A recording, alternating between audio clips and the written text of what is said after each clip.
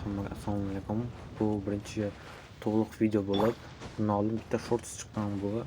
Shorts chiqqan. Bu yangi akkaunt bo'lib, yangi ochilgan akkaunt. Boshidan uzoq o'tilgan syujetga uzoq o'tilgan. Hozir bu video boshlanish sifatida bannerlarga bag'ishlashni xohlamiz. Bannerlarga bag'ishlangan video bo'lib,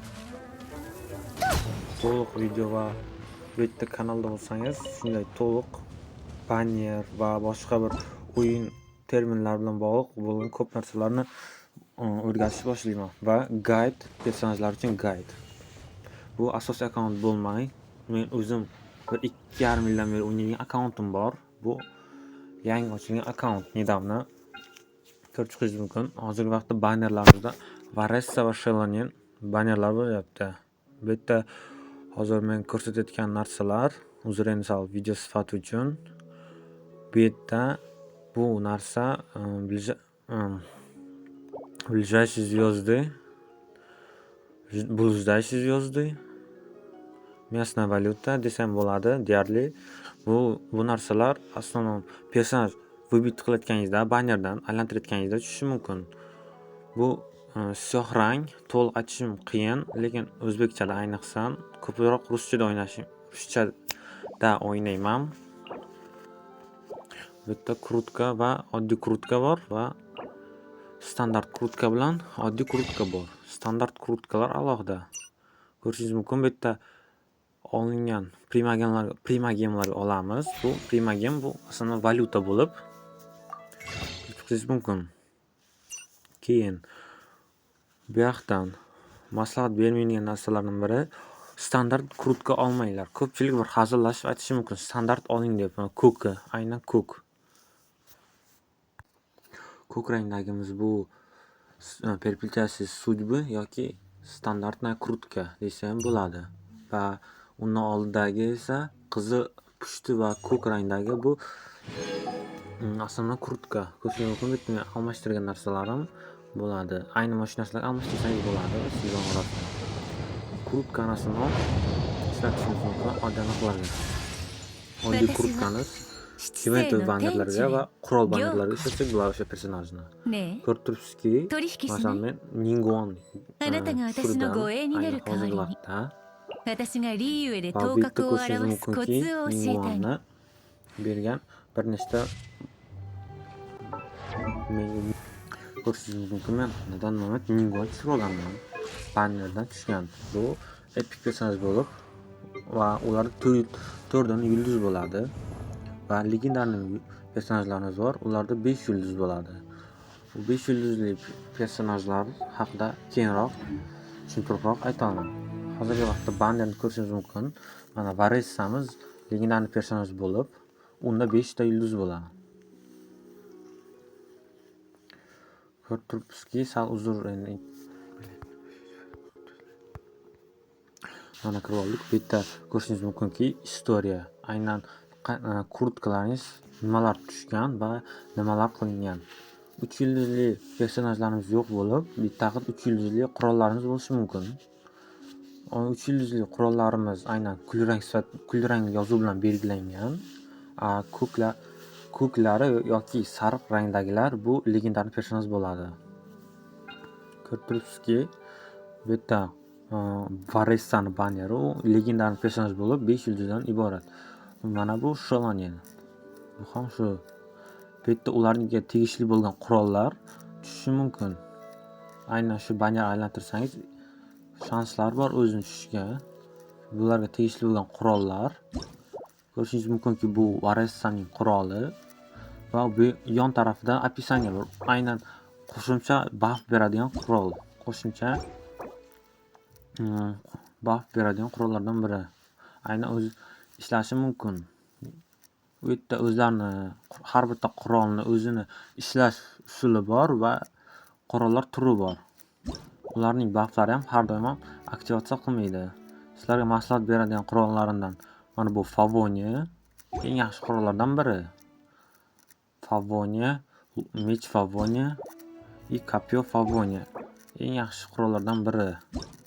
Agar energiya shu uchun bu 5-strannikamiz hozir o'tib ketgan bo'lsa-da, 5-strannika bu eng DPS uchun yaxshi qurol, 4 yulduzli variant. Sizni asosiy damagingiz beradigan, sizga urg'un ta'minlab beradigan uchun. Ko'rib turibsizki, bu yerda standart banner bo'lib, bu yerda уже bu oddiy banner, event banner deyiladi ruschasiga, o'zbekchasiga qiyin. Ko'rib turishingiz mumkinki, agar sizda yetarlicha yo krutka bo'lmasa yoki yetarlicha primagem bo'lmasa, aylantirib bo'lmaydi betlarni. Har doim ham kurtkani primagemga almashtirish shart emas.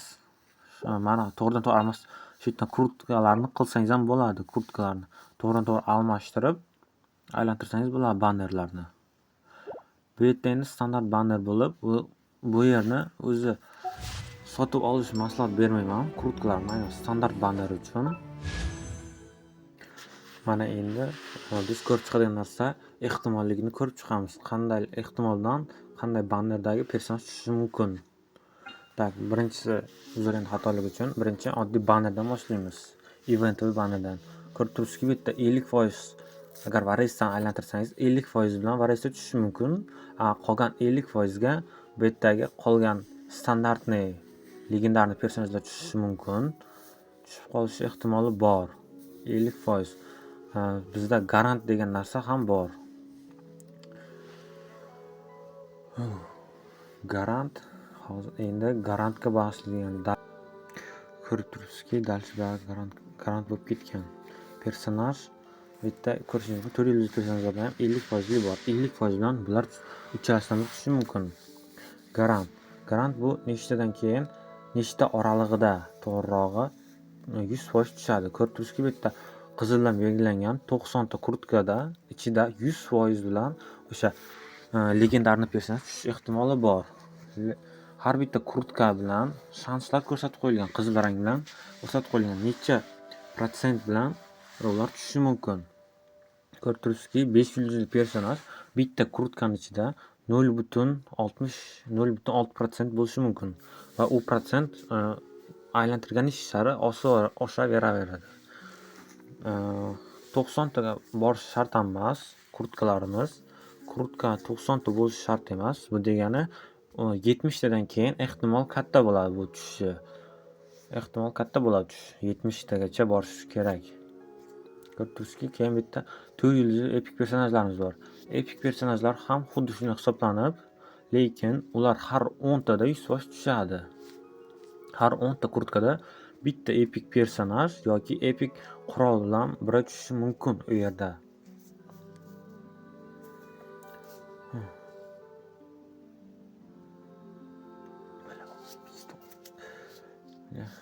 Tak, endi qurol bannerini ko'rib chiqamiz.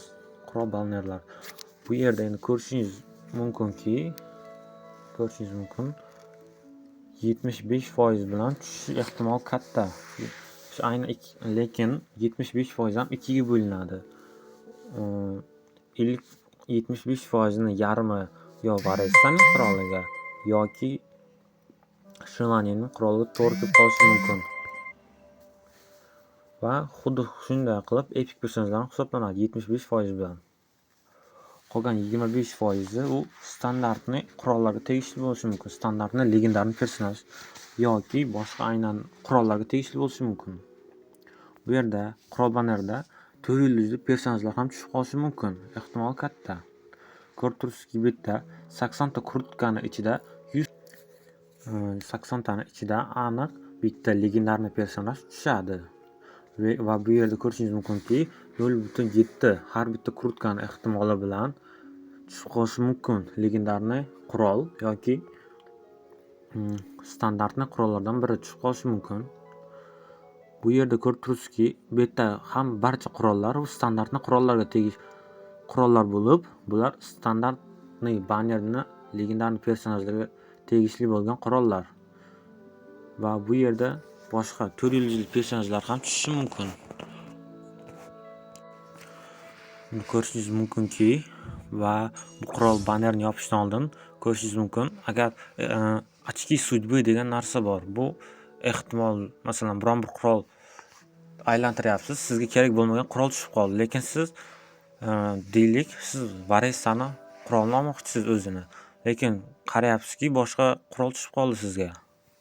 Shuni keyingi aniq legendarni qurol bu Varessaga tegishli bo'ladi. Varessani signasi bo'ladi, signaturni оружияsi bo'ladi.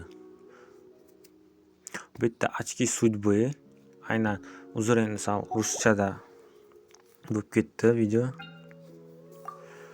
Bu yog'i endi standartni bannerga tegishli video. Ko'rishingiz mumkinki, men bir nechta kurtka qilingan o'zi.